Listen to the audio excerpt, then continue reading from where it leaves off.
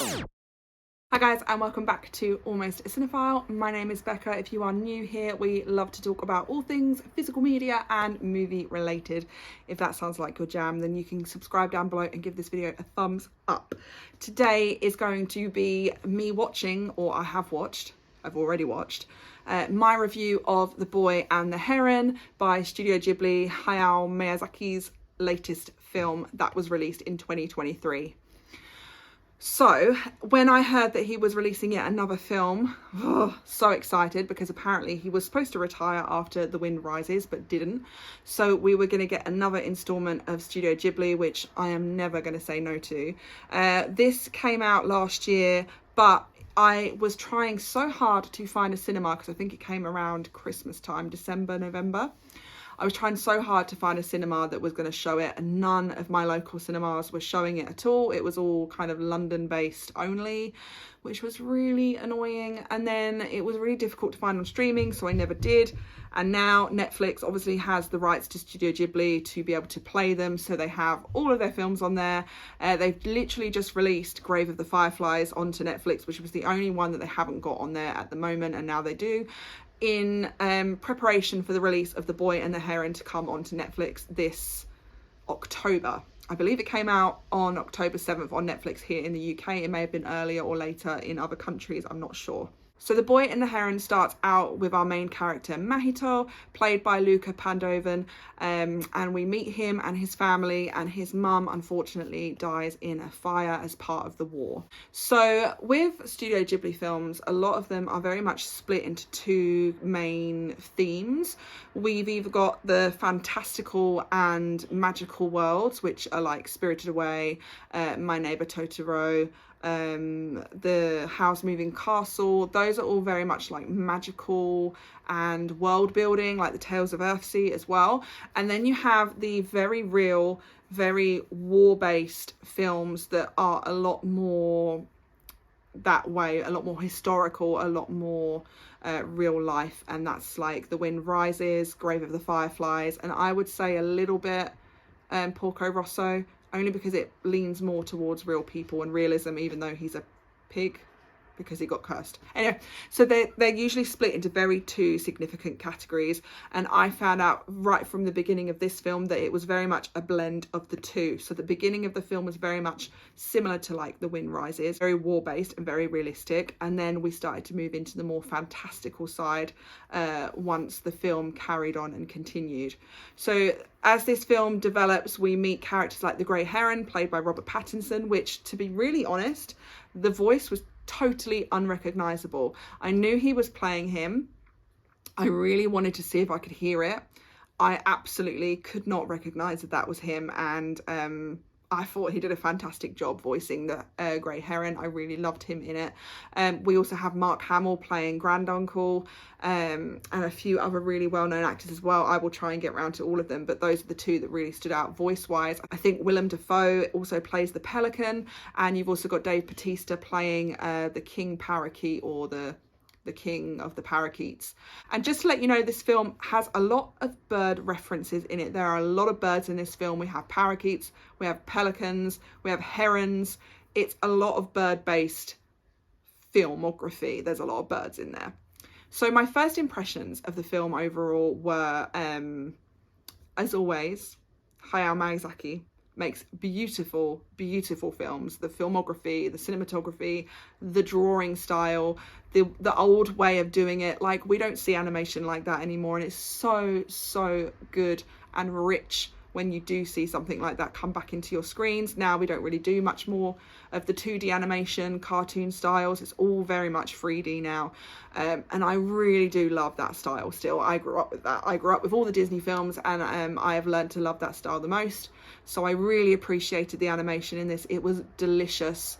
It always is. The score, as always with Ghibli films, was beautiful. It was really thought-provoking. It was gorgeous.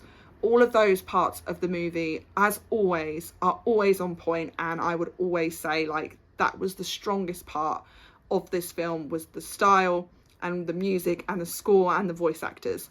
All amazing. Story-wise, plot-wise, I fell a little bit off the deep end. I am one of those people that didn't quite understand it on first watch. I love deep diving into films and watching other people's visions and other people's understandings of it, so I can actually get a grip and go, oh yeah, that totally makes sense, I totally get it. On first watch, because I think that's only fair to give you my first watch review, I didn't get it 100%. I didn't understand 100% of where the direction was going, as to what the meanings were of things. I know it's based on a book, How Do You Live? I knew that was, when it was in the works, before it came into production, that was what it was going to be based off of. I've not read the book, and maybe that's why I have a lot of holes in my understanding of this film.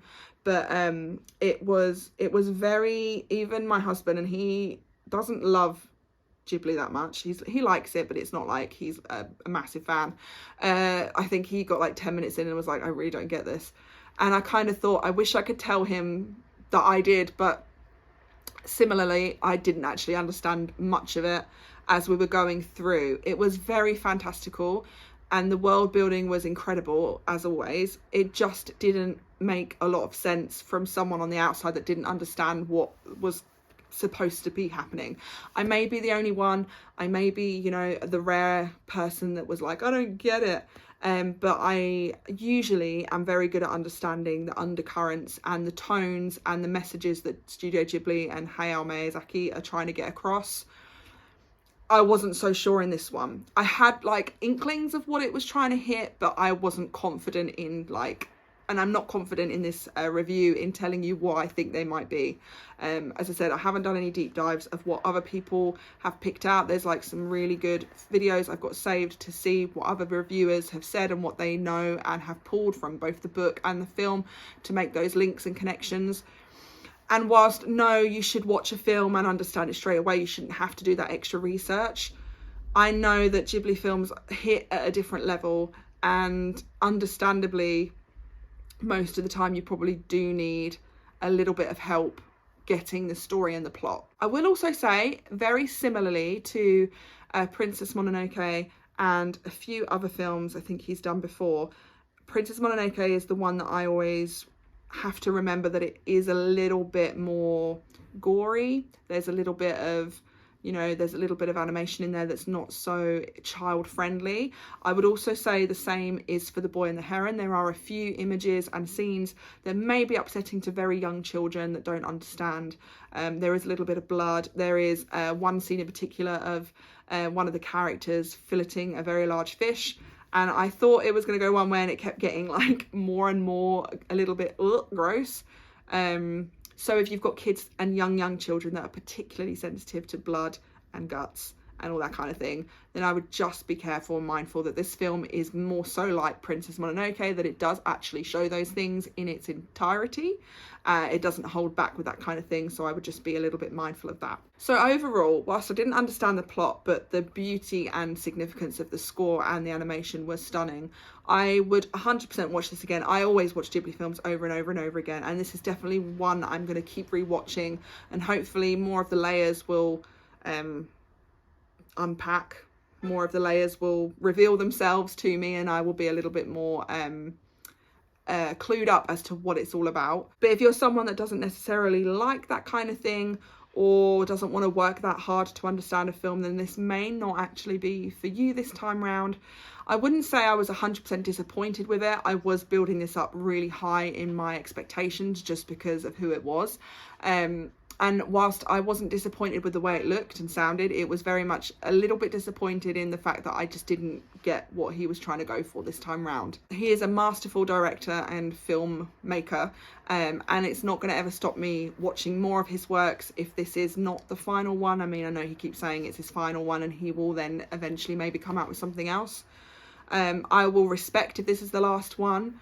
But as I said, I think I put it on a bit of a pedestal and was a little bit disappointed that I wasn't really entirely sure about what was going on within the story. So that is my review of The Boy and the Heron. I feel like potentially I was left a little confused, and that's my overall review for it. I don't think it was a bad film because of it. I just think it was probably disappointing for me to watch and not really get it. And it was so hyped up, obviously being potentially his last film.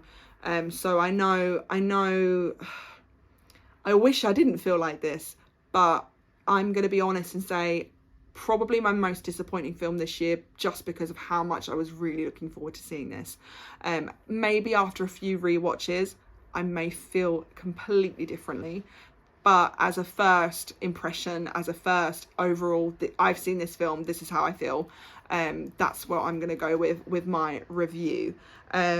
What did you guys think of the film? Have you actually seen it yourself? Are you big Studio Ghibli fans? How did you feel watching it? Maybe you guys got it and I didn't. Maybe I'm in the minority and I just need to give it another rewatch and do some deep dives. But overall, I really enjoyed it. I would encourage anybody that is a massive fan to give it a go. But yeah, overall, that's my review. And I hope you guys enjoyed the video. I will see you in the next one. Thank you so much. Bye.